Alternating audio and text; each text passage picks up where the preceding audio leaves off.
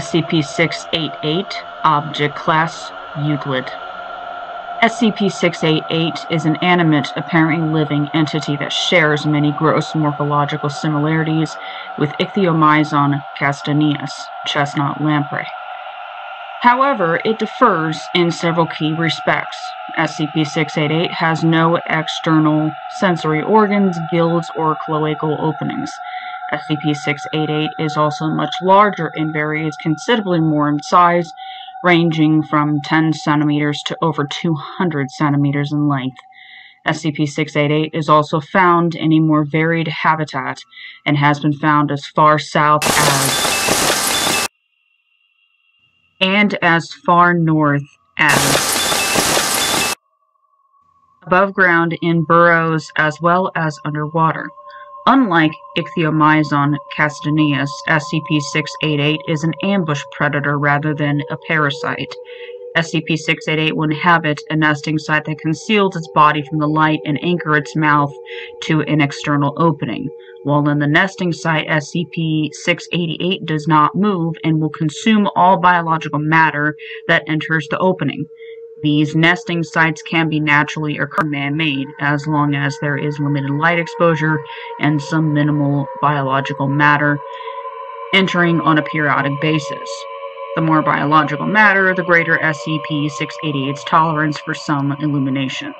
No example of SCP-688 has been discovered outside an active nesting site, and it is unknown how or even if these entities move in the wild or how they find sites to nest in.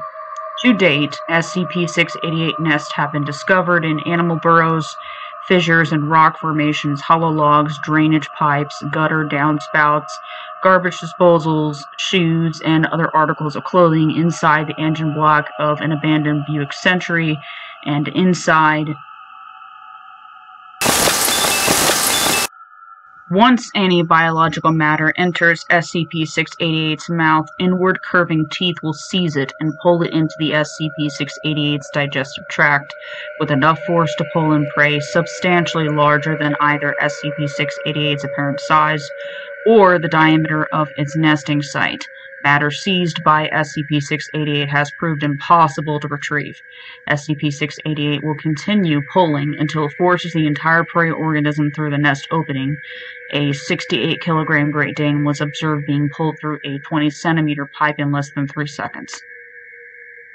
Or until the prey organism's body suffers mechanical separation from the part being consumed. During an experiment, one D-class personnel placed her index finger into an infected light socket.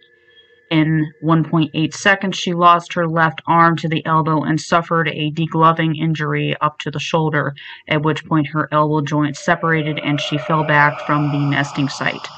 SCP-688 is able to ingest an apparently unlimited amount of organic material without excreting, changing in size, or gaining any mass. This is apparently due to a digestive system that leads to a extra-dimensional organism.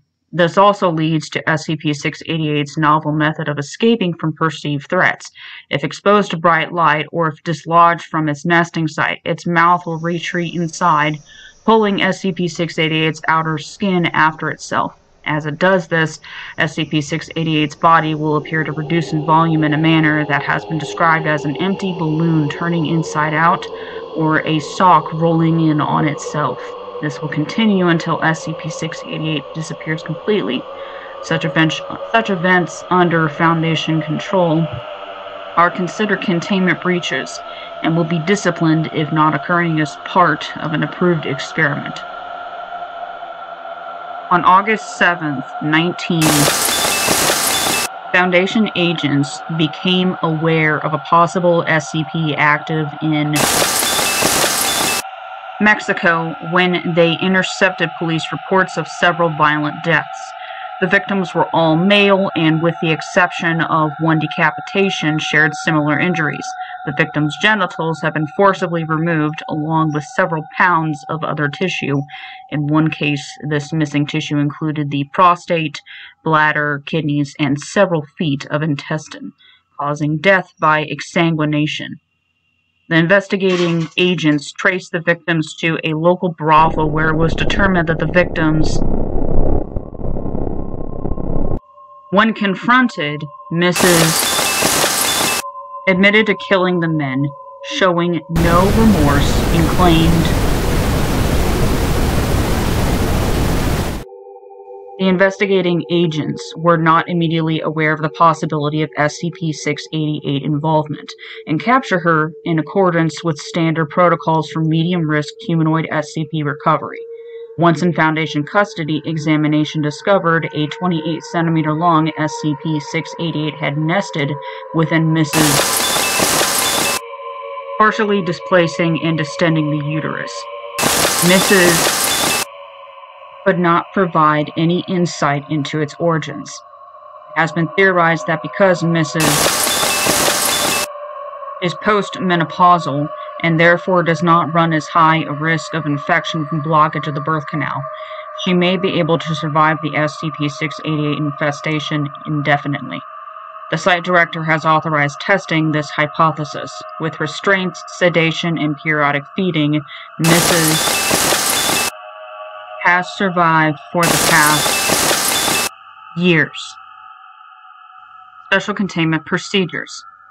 SCP-688 is active in the wild. Specimens are retrieved by Mobile Task Force Theta-13 land sharks as uncontained nests are identified. A nested SCP-688 should be retrieved in darkness by agents provided with night vision equipment and should be moved only by removal of the entire nest, including whatever physical structure is required to keep the nesting area enclosed and intact. The nest will be enclosed in an opaque, light-proof container and be transferred and installed in the SCP-688 warehousing facility at site. The SCP-688 warehousing facility shall provide an open area of at least 5,000 square meters protected from outside illumination, and each SCP-688 nest contained within shall be covered with a secondary light-proof enclosure that should only be removed for testing and feeding of SCP-688. Each individual SCP-688 would be fed an amount and on a schedule as specified by the researcher in charge, though biomass fed to SCP-688 should include at least 25% living tissue to discourage SCP-688 from abandoning its nest. These criteria can be waived for testing at the discretion of the site director.